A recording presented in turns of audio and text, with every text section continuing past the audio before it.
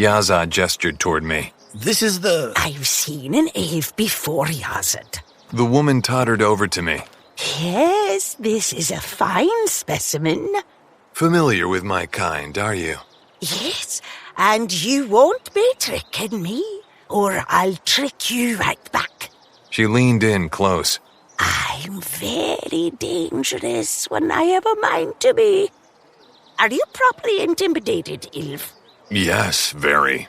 Good, good. She selected a stick from her pile. This is for you. Thanks? Thuck is a traveling hearthkeeper. She sells tinder. I glanced at the woods, which were obviously full of as much tinder as you'd want. Still, Yazad was gesturing to me from behind her, as if to say, roll with it.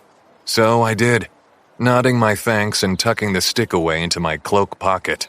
Thuck, tell the elf of the man you met on the road. He was an elf too. He had red hair like the Northman. He wore no beard, had an odd way of speaking, and his features were unusual. That's the man the strangers were looking for at Stenford. Before Ulrich and Quinn took the Scops' brother, they were asking about a beardless man with red hair. Something about that jogged my brain. Follow me. I headed back to the preserve. There was a memory there somewhere, and I was desperate to pull on the thread. When the others caught up to me, I'd already dug out a sheet of paper with some space at the bottom, and was trying out a few sticks from the fire that had sharper charcoal points. Thok slipped out a stick from the bottom of her pile. Here, good char on this one. Thanks. It drew well, like the charcoal pencils I was used to.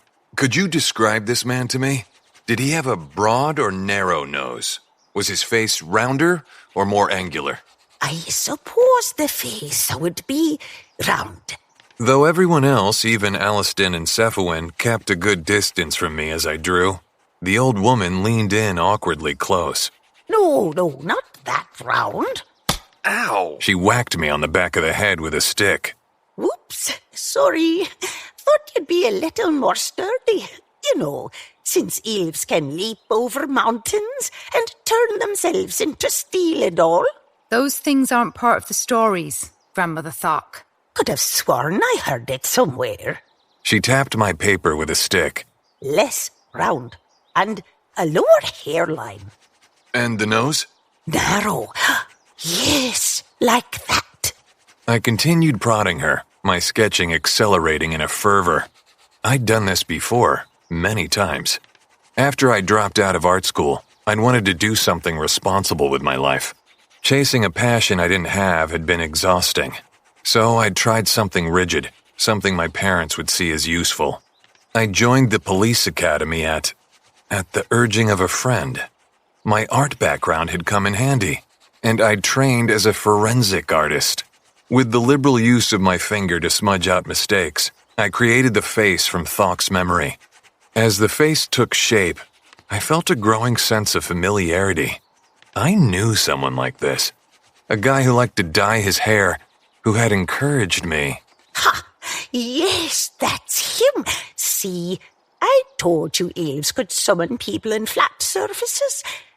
They're all staying quiet, elf, because they don't want to admit how often I'm right. I stared at the crude charcoal sketch, remembering a laughing face, evenings at the bar together, asking for help in my studies. Then, eventually, working together? 2 cops, friends from before the academy, and his name was Ryan Chu. He was my partner.